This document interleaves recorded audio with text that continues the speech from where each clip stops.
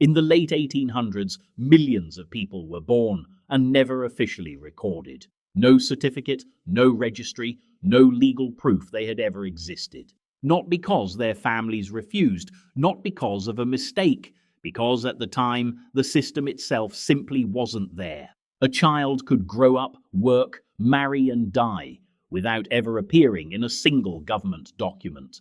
Decades later, when modern states began demanding identification, something strange happened. Entire groups of adults had no origin on paper, no verifiable age, no confirmed identity. To the system, they arrived out of nowhere. Some tried to reconstruct their past, others were forced to invent one. Many were quietly excluded from rights that required proof of existence. This wasn't a rare anomaly. It was a structural gap that affected entire regions, entire communities, and an entire generation. The question is not how a few people slipped through. The question is how so many did, and why no one stopped it. By the mid-19th century, birth was a private event, not a recorded one. In many parts of the world, there was no centralized system tracking who was born, when or where. A child entered life through family, community, or a local midwife, and that was often the only record that ever existed.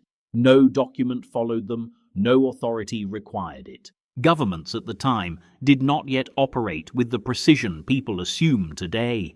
Population tracking was inconsistent, fragmented, and in many regions completely absent.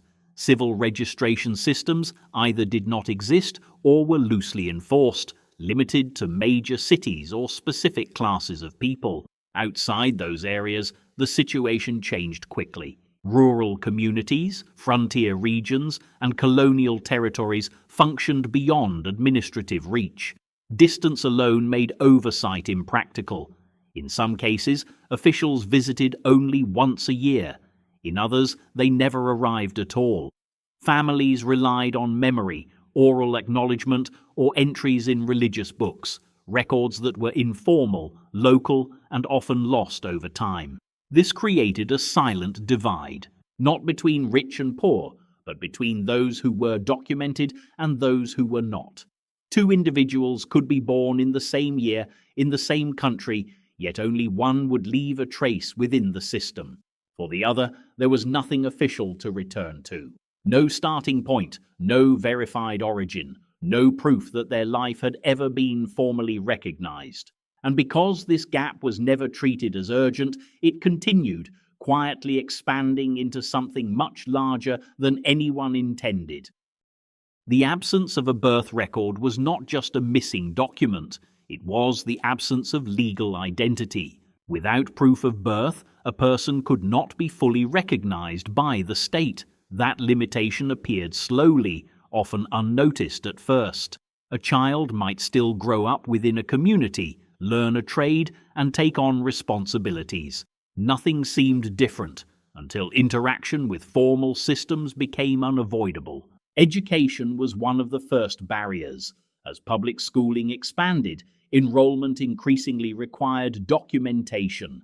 Children without records were either turned away or remained outside structured education entirely. What began as a bureaucratic detail became a dividing line in opportunity. The same pattern extended into adulthood. Employment in regulated sectors demanded identification. Property ownership required legal names and verified existence.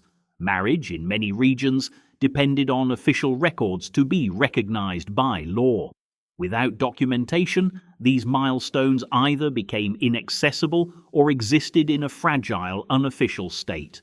The consequences did not stop at exclusion. They created vulnerability. Individuals without legal identity had little protection under the law. Contracts could be denied. Wages could be withheld without recourse. Disputes could not be formally pursued because, in the eyes of the system, there was no confirmed individual to represent. This condition did not remain isolated. It repeated across generations. When parents lacked documentation, registering their children became difficult or impossible. The absence of identity was passed forward, not by choice, but by structure. Each generation inherited the same limitation, reinforcing a cycle that became harder to break over time. In effect, two parallel populations emerged within the same society. One existed within records, counted, verified, and protected by law. The other existed outside them, visible in daily life, yet unrecognized by the systems that defined rights, ownership, and legitimacy. This was not an accident in a single location. It was a widespread condition, embedded into the way early administrative systems functioned. And for those living within it, the consequences were not temporary. They shaped the entire course of a life that could never be fully proven. By the late 19th century, governments began to encounter a problem they could no longer ignore. Modern states were expanding their reach. Taxation systems became more structured. Military conscription required accurate age verification. Public health policies depended on knowing how many people existed, where they lived, and how populations changed over time. For the first time, identity was no longer optional. It became infrastructure. This shift forced a new priority: documentation.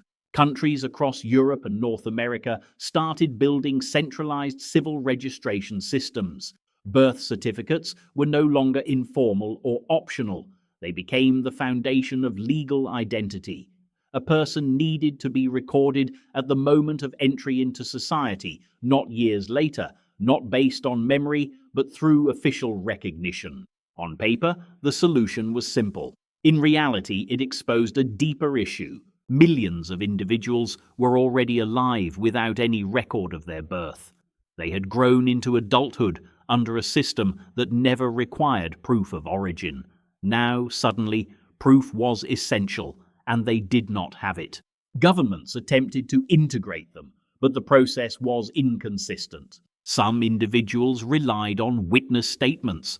Others used family Bibles or church records as substitutes. In certain cases, local officials issued delayed certificates based on approximation rather than evidence. Dates were guessed, names were standardized, entire identities were reconstructed after the fact. This created a new layer of distortion. Two people might claim the same birth year based on estimation. Ages were adjusted to meet work requirements or military eligibility. Official records began to reflect not exact truth, but negotiated versions of it. For many, even that was not enough. Without credible proof, some were excluded from the system entirely. They remained undocumented in a world that increasingly required documentation for participation. The transition from an informal society to a recorded one did not absorb everyone equally. Instead, it divided them. There were those who could anchor their identity in official records, and those who could not, people who had lived for decades, yet could not establish a verifiable beginning. And once the system moved forward, it did not look back. When identity began to depend on documentation, the past did not align cleanly with the new system. Records that were created late carried inconsistencies from the start. Birth dates were often approximated. Names were altered to fit standardized formats. In some cases, individuals chose entirely new identities simply because there was no prior record to contradict them. What followed was not just missing data, but unreliable data. Official documents, which were meant to establish certainty, instead introduced variation. A person's recorded age could differ across censuses. Surnames shifted between generations.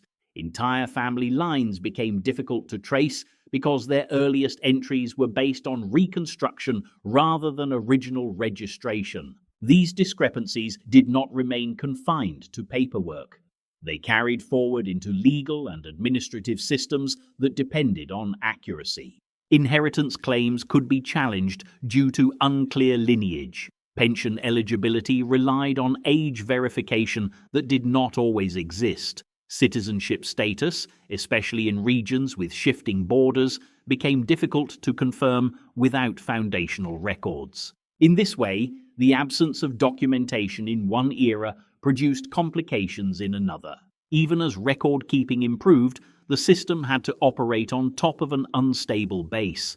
Archives contained gaps that could not be filled. Governments attempted to standardize identity, but the historical record resisted precision. The result was a fragmented understanding of the past, not because events did not happen, but because they were never formally captured.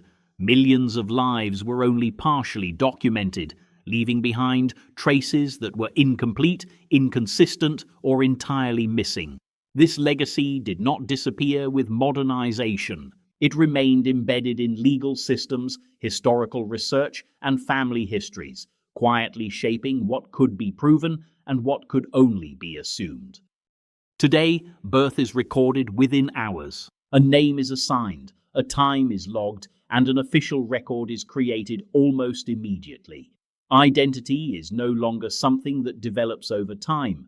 It is established at the very beginning, fixed within a system that recognizes existence from the first moment. This level of precision feels normal, expected, necessary. But it is also recent. Not long ago, the existence of millions depended on memory, not documentation.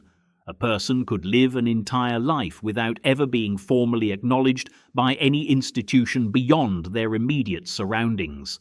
Their identity was understood locally, not verified centrally. The contrast is not just technological, it is structural. Identity, as it functions today, is not inherent. It is assigned, recorded, and maintained by systems that did not always exist. Without those systems, recognition becomes uncertain, and certainty becomes difficult to establish after the fact. What remains is a historical gap that cannot be fully corrected. There are lives that cannot be precisely dated, origins that cannot be confirmed, individuals who moved through the world without leaving a consistent record behind.